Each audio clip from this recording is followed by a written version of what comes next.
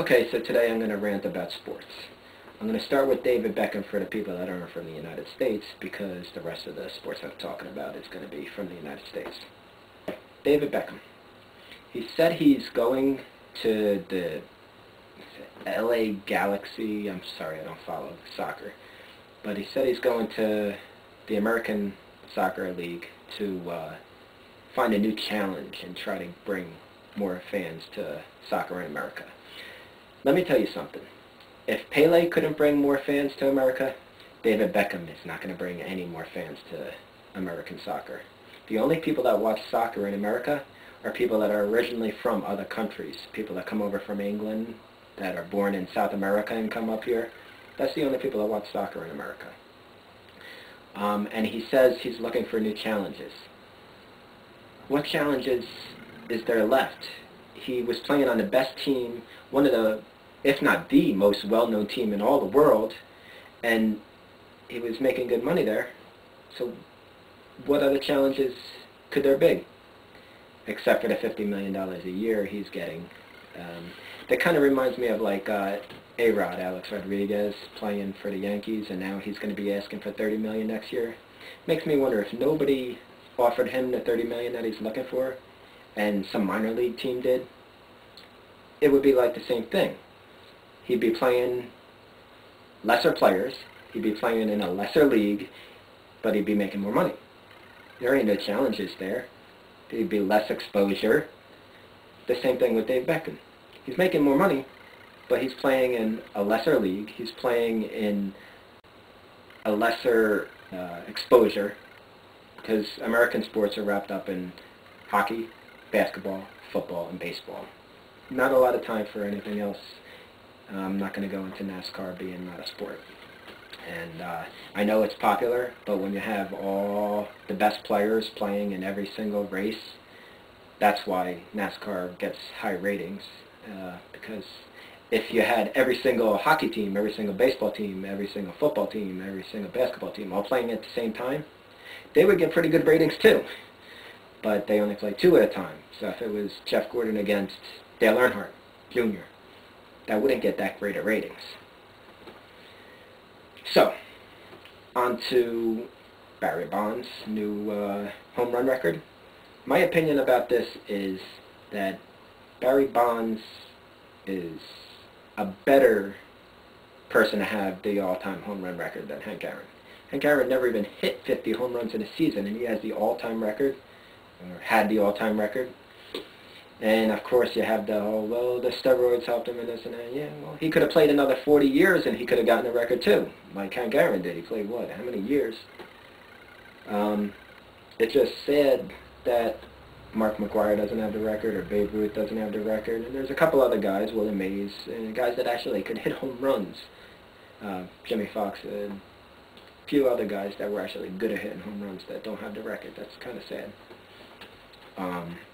I'd like to mention Cal Ripken, of course, because everybody says how great he is. It's a record that'll never be broken, and it probably won't be broken. Of course, I'm talking about the streak. But it's not that impressive to me, personally. The guy works 162 days a year. I don't work that often. I don't work that many days. It's like 200, maybe a little bit less with vacation. And I work less than a lot of people I know. He works less than me, and I work less than a lot of people I know. Plus, he only works for 3 hours a day. That is not that impressive to me, considering the fact that he's having fun doing it. I mean, thousands and thousands of people all over the world pay to actually get to play baseball on a team. And he's getting paid millions of dollars for it. Not impressive having a streak like that. Okay. I don't like Pete Rose, and I never liked him. But whether he bet on baseball or not, that's not going to make him able to hit the ball into the field and get on base, what was it, 4,000 times or whatever. So he deserves to be in the Hall of Fame. I'm sorry. Bottom line. Okay, so the season's still going, but one impressive record that is completely overlooked, or it's not a record yet, but Curtis Granderson is on pace to break the all-time single-season triples record. nobody hits triples anymore, and this guy is going to break the record. Now, you're playing in these small parks. Back in the old days, they used to have the giant gaps, and it was easier to hit triples. That's an impressive record right there that nobody's talking about. So I'm wondering what Terrell Owens, also known as T.O., is going to have to do to get the attention this year. We all know that he tries to grab the attention every single year. It's going to be a little bit tougher this year now that you got Michael Vick grabbing all the headlines. So I already hear he's starting to say that he might not play or something like that. He's injured. So he's trying, but I don't think he's going to manage to steal the headlines this year. Okay, so I wish I had more to talk about in hockey, because that's my favorite sport, but there's just not a lot of controversy involved in hockey. The most I could think of is when Gordie Howe was complaining that Wayne Gretzky didn't actually beat him in NHL goals, and the reason he said was because Gordie Howe got a lot of goals in the WHA, and Wayne Gretzky eventually passed him in the combined WHA and NHL anyway, so it didn't matter. The only other thing that's controversial in hockey is the announcers in Canada, because I have the center ice package, and if you ever seen the Canadian announcers, they're just ridiculously biased. They don't even talk about players from other countries, America or Czechoslovakia or Russia. They don't even acknowledge they exist most of the time. They'll show the scoring leaders, but it'll only be the Canadian scoring leaders. They won't mention any players from any other countries. I think that's kind of ridiculous, considering that they're supposed to be the country of hockey, where hockey was born, or whatever they like to say.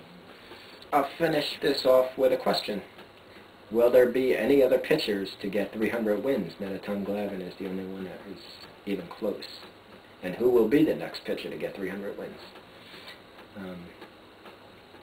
I guess the only reason I'm talking about baseball so much is it's baseball season. Maybe I'll make another post during football, hockey, and basketball season, and I'll have more to talk about. Thanks.